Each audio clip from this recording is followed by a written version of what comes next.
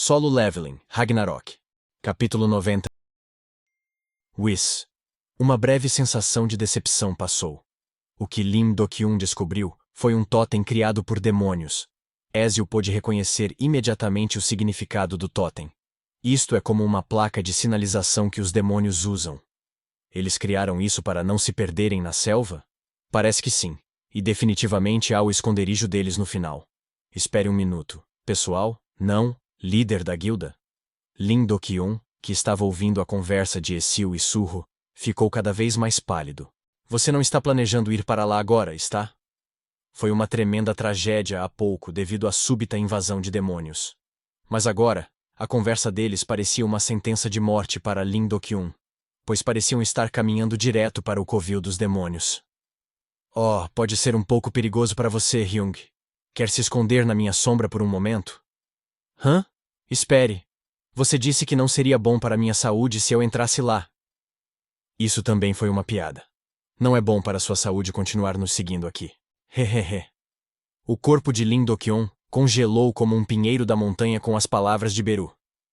Sim. Fique aqui por um momento. Não demorará muito. Suho sorriu e tirou a chave da masmorra das sombras. Clang. Entrando na masmorra das sombras. Hã? Claro, Lim Do-kyun entrou sozinho. A sombra de Suho subiu de repente como uma cortina e envolveu o corpo de Lim Do-kyun. O assustado Lim Do-kyun foi tranquilizado por Suho. Não se preocupe muito, tem gente morando lá também. Espere um minuto. Shwak! Naquele momento, a visão de Lim Do-kyun foi engolfada pela escuridão. E quando abriu os olhos novamente, na frente dele... Krk! O que você é mesmo? O humanoide crocodilo gigante, Amut, olhou para Lim Do-kyun com uma expressão interessada. Rick. Lim Do-kyun sentou-se naquele lugar com uma expressão que parecia que estava prestes a enlouquecer. Mas aquela aparência patética e fraca era exatamente do gosto de Amut. Hehehehe. Você é o membro da guilda de quem meu discípulo falou, não é? Isso me lembra de quando eu era jovem. A boca do crocodilo gigante se curvou em um sorriso significativo. Então, com uma voz ainda mais diabólica que a de um demônio, ele sussurrou para Lim Do-kyun. Humano fraco, você não quer se tornar mais forte do que é agora? Não. De repente, Lim Do-kyun tornou-se firme. Ele caminhou até um canto da pirâmide e sentou-se em silêncio. Vou ficar aqui em silêncio. O rosto de Amut exibia uma expressão confusa. Depois de mandar Lim Do-kyun embora, Suho e Ezio imediatamente rastrearam o totem demoníaco e foram para a fábrica. Eles encontraram alguns demônios no caminho. Mas agora que Suho ganhou o título de assassino de demônios, os demônios inferiores não eram mais um problema para ele. Tum. Algo parece estranho. Ezio, que havia descoberto um novo totem, olhou em volta com uma expressão severa. Por quê? Este totem não é um sinal direcional. O caminho está cortado daqui. O caminho está cortado? Com essas palavras, Suho ampliou seus sentidos e detectou os arredores. No entanto, ele não conseguia sentir a presença de demônios ou monstros em lugar nenhum. Não, nem mesmo o vento está soprando. O ar calmo e estagnado criou uma atmosfera aterrorizante. Na verdade, este era um lugar onde os demônios se escondiam. Então qualquer coisa incomum que acontecesse ali não era surpreendente. Milord. Mestre. Naquele momento, Beru e Qui chamaram Suho ao mesmo tempo. Eles apontaram para o local onde Suho estava. Sentimos uma fenda dimensional logo abaixo. Um portal? Sim, parece que sim, mestre. Suho olhou para baixo. Beru, tente encontrar um caminho subterrâneo. Sim. Beru voou assustadoramente rápido antes mesmo das palavras terminarem. No entanto, Quei examinou calmamente os arredores com um olhar frio em vez de mover o corpo. Mestre, se o rastro dos demônios desapareceu aqui, existe a possibilidade de que tenham usado magia ou habilidades para esconder a entrada. Essa é uma suposição razoável. Suho acenou com a cabeça e sacou as espadas gêmeas. Então, usou a habilidade Corte Tempestuoso. Quang. Se destruirmos tudo, algo sairá. Suho brandiu indiscriminadamente a espada em direção ao espaço vazio, centrado no último totem descoberto. Então, uma visão surpreendente se desenrolou. Tum! Tum! Tum! À medida que o chão e o céu se separavam, fendas dimensionais começaram a se formar diante de seus olhos. Os olhos de Ezio se arregalaram de espanto com a visão. Esse poder poderia ser...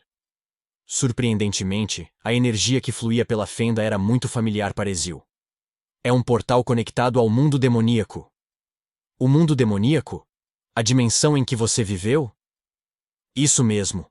Este portal deve estar conectado à dimensão da qual escapei. Agora entendo. Surro acenou com a cabeça.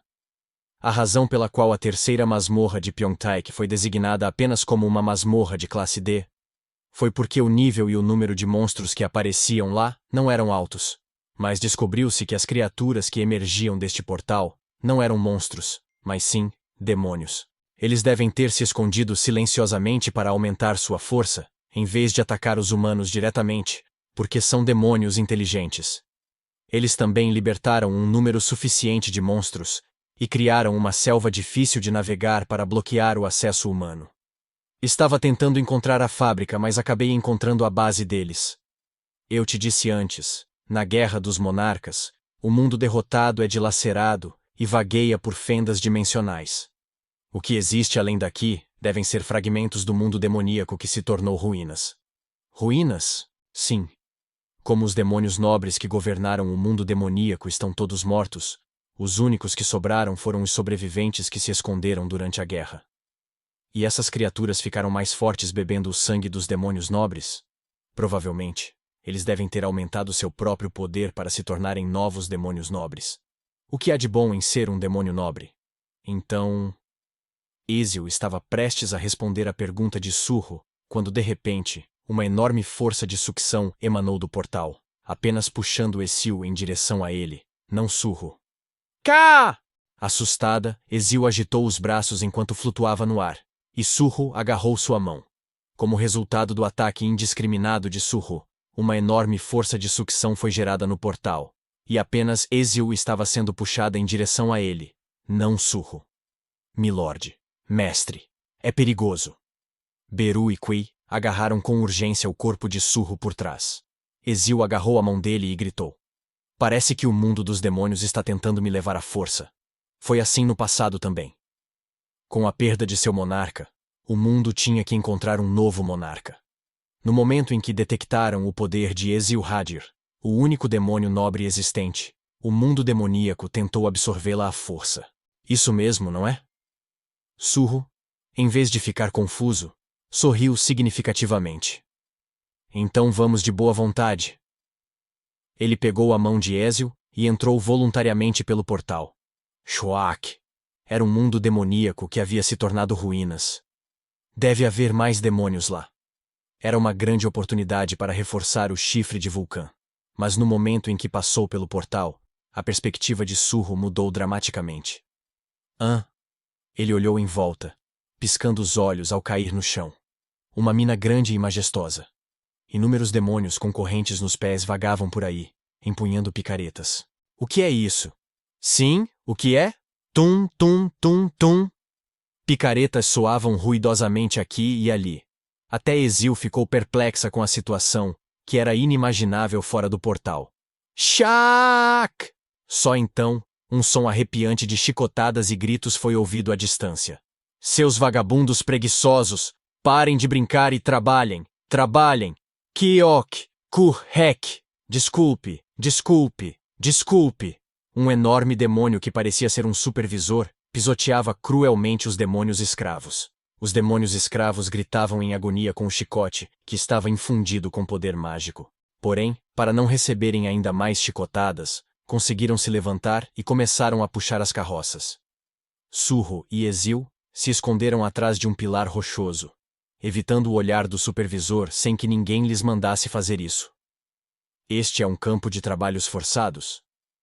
Algo parece errado, disse Ezio, parecendo séria. Não existem demônios nobres, então como pode existir tal sistema? O que há de errado? A sociedade demoníaca é estritamente uma zona de homens fortes. É também a sobrevivência do mais apto. Mas isso pode ser anulado a qualquer momento. Nós nos tornamos mais fortes devorando uns aos outros. Bebendo sangue? Sim. Não importa o quão forte você seja, se pegar e comer outros por qualquer meio necessário, você se tornará mais forte. Então, a menos que a presença esmagadora de demônios nobres estabeleça um sistema, os demônios se tornarão nada além de presas uns para os outros. Devorar e ser devorado um pelo outro. Essa era a essência da sociedade demoníaca. Mas a cena diante deles parecia agora como se as classes sociais não existissem. Este sistema só pode existir se os demônios nobres governarem aqui. Mas só sobrou uma nobre sobrevivente, eu, disse Ezil. De fato, algo está errado. Disse Surro, sentindo algo estranho também. Se os demônios que estavam cavando com picaretas como escravos unissem forças, eles poderiam facilmente matar e comer supervisores como aquele. No entanto, os olhos dos escravos estavam cheios apenas de profunda derrota e medo. Ah! Naquele momento, uma enorme vaca-monstro com uma carroça cheia de minério passava na frente de Surro e Ezil. Minotauro em cativeiro. Minotauro? Como a palavra cativeiro indicava, grossas correntes de ferro estavam enroladas no pescoço e nas pernas do enorme monstro-vaca. Além disso, uma sela estava presa às suas costas, onde alguém poderia sentar-se confortavelmente. Porém, os animais que puxavam a carroça não eram apenas um minotauro. Vários animais grotescos, parecidos com cavalos, com correntes e algemas em seus corpos e carroças cheias de minério, movimentavam o minério. Quem é aquele? Os olhos de Ezil se arregalaram quando ela avistou um cavalo de aparência elegante entre eles. Você conhece ele? Ele é meu conhecido.